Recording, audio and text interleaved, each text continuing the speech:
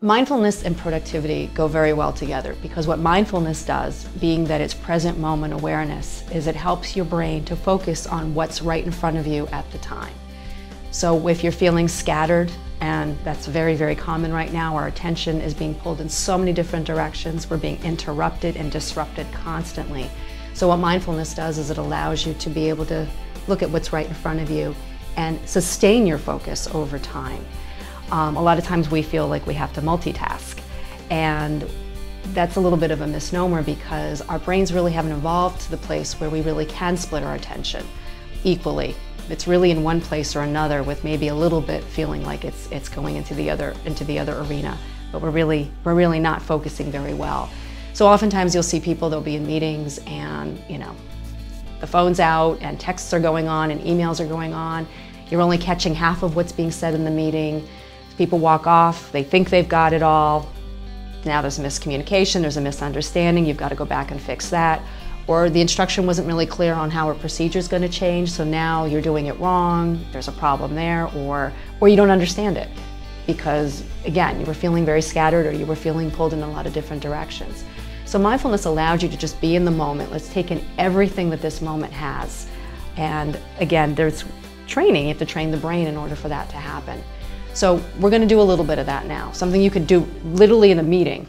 We're going to close our eyes now, but you don't necessarily have to. So one of the things about mindfulness, again, present moment, is your body sensations. They're always available to you. So whether it's the breath or just something about the way maybe your skin feels or a part of your body's feeling in that moment, if you can connect to that, then that's, believe it or not, that's actually training the brain and the nervous system. So I'm going to close my eyes. If you'd like to, go right ahead. So we'll just start off with the breath, just taking a nice full breath all the way down into the belly. And just allowing your breath to be whatever it is. And allowing your awareness to now move to the big toe of your left foot. So just simply noticing any sensations. Maybe you're just noticing the way it feels against your shoe. Or maybe noticing how it feels connecting to the other toes. And while we do this, we continue to breathe.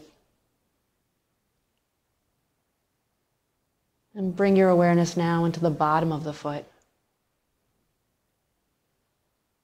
Going from the ball of the foot, tracing through the arch, and then into the heel. Again, just simply noticing any sensation. And by the way, not noticing a sensation is a sensation in itself. And just continuing to breathe. And now allow your awareness to move to the top of the foot. So maybe you're noticing the way your nylons or your sock feels against your skin. Maybe you're noticing just the feeling of air movement around your foot.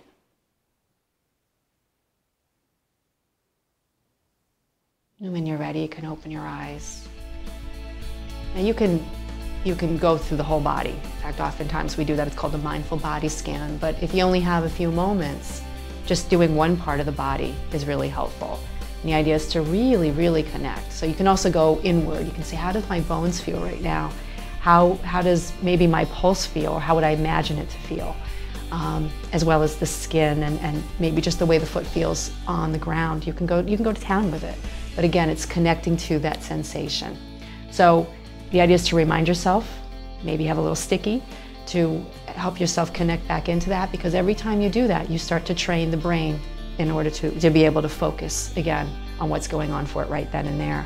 So by working with the feeling of your foot, believe it or not, as you go forward, you'll find that you're able to focus on maybe what's in front of you in terms of your meeting notes, or that piece of writing that you have to now focus on.